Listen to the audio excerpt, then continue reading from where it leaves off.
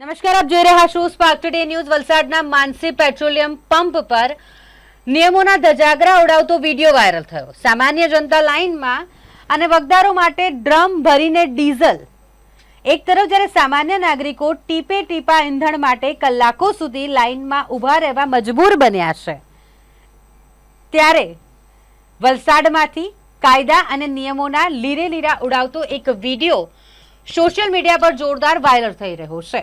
વલસાડ શહેરના દશેરા ટેકરી વિસ્તારમાં આવેલું માનસી પેટ્રોલિયમ પંપ, જેના પર વહેલી સવારે ખુલ્લેઆમ ડ્રમો ભરીને ડીઝલ આપવાની કાળી કરતૂત કેમેરામાં કેદ થઈ છે।